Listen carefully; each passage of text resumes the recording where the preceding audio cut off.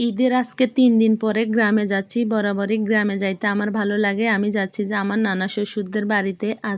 কালকে আমার মামতো ননদের বিয়ে।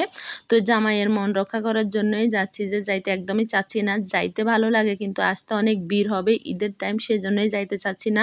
তবুও যাচ্ছি। বরাবর ট্রেনে করে যাইতে আমার খুব ভালো লাগে। আমার পছন্দ, খুবই পছন্দ ট্রেন। তো আমরা আস্তে আস্তে রাত প্রায় 11:30 12টা বেজে গেছে। পরের দিন ছিল যে গায়ে হলুদ। তো গায়ে হলুদের সব নিয়ম কানুন সব আমাকে আগে হাত ধরেই করতে হবে, কারণ আমি বড় বউ।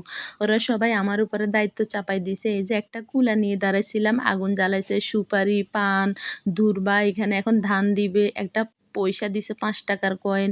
এখন এইটা মাথায় করে আমাকে মেহেদি গাছের গোড়াতে যাইতে হবে। এই যে আমি এখন এটা মাথায় নিলাম, মাথায় নিয়ে মেহেদি গাছের গোড়ায় চলে আসলাম সবাই মিলে।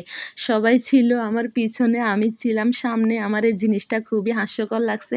আমি এগুলা কখনোই জানতাম না। এই প্রথম, মানে এটা হচ্ছে যে চাঁদপুরের নিয়ম, গ্রামের বিয়ে। তো আমি এই প্রথম অ্যাটেন্ড করছি বিয়েতে, আর আমি এই প্রথমই সব কিছু জানতে পারলাম। তো এই পান পান আর সুপারিগুলা মেহেদি গাছের গোড়ায় দিলাম। ওনারা আমাকে দিতে বলছে, আমি দিছি। তারপর সবাই মিলে এই যে মেহেদি পাতা তুলতেছে আর গান বলতেছে, আর সবাই ইচ্ছা মতো মেহেদি পাতা তুলছে। এখন এই সবগুলো আমাকে বাটতে হবে। আমি যদি জানতাম এতগুলা মেহেদি পাতা আমাকে বাটতে হবে, তাহলে কি আমি মেহেদি পাতা তুলতাম এতগুলা? আর এখন যে আমাকে সবগুলা বাটতে হবে, এখানে কোনো কথা বলা যাবে না। দেখছেন আরো তুলতেছে, আরো তুলতেছে, নানুরা দুষ্টামি করতেছে আর তুলতেছে, দুষ্টামি করতেছে আর তুলতেছে। যাই হোক, আবার কুলাটা মাথায় করে এখন বাড়িতে চলে আসলাম। মেহেদি পাতা ছিল আর অন্যজনের বাড়িতে। তারপর কুলাটা মাথায় করে আবার চলে আসলাম। এখন আমার সামনে একটা পাটা দিবে আর মুখের ভিতরে একটা পান ঢুকাই দিবে। আমি কোনো কথা বলতে পারবো না। মানে কথা না বলে আমাকে মেহেদি পাতাগুলা বাটতে হবে। মেহেদি পাতা, কাঁচা হলুদ, তারপরে যাই মেহেদির গোটা, এগুলা সব আমাকে বাটতে হবে। কোনো কথা বলা যাবে না। আমি এই জীবনে প্রথম দেখলাম এরকম কিছু। আমি আর কখনো জানি নাই, 25-26 বছর বয়সে আমি কখনোই এইসব নিয়মকানুন দেখি নাই। যাই হোক, আমি কোনো কথা বলতেছি না। আমি বাটতেছি আর একটু হয়রান লাগতেছে।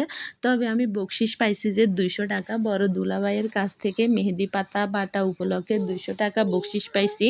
200 টাকা বকশিস পেয়ে মোটামুটি অনেকটা খুশি হইলাম। তারপর মেহেদি পাতা সবগুলো বাটা শেষ। এখন আমি কাঁচা হলুদগুলা বাটতেছি একে একে। এই যে এখানে মেহেদিগুলা সব বাটা শেষ। এই যে ধান রাখছে সব কিছু এখানে।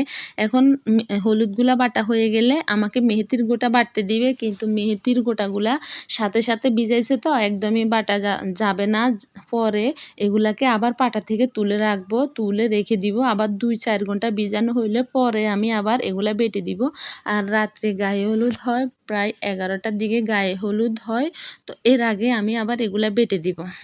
আর অনেক নিয়ম কানুন জানলাম গ্রামে। এই প্রথম বিয়েতে আসছি গ্রামে। আমি আগে কখনো কোনো বিয়েতে যাইনি গ্রামে, চাঁদপুরে এই প্রথম আমার মামতো ননদের বিয়েতে। আলহামদুলিল্লাহ অনেক মজা করলাম। এই যে আর হচ্ছে যে বউ, খুবই অল্প বয়স, মাত্র এসএসসি পরীক্ষা দিছে, দেওয়ার পরে বিয়ে হয়ে যাচ্ছে, একদমই অল্প বয়স।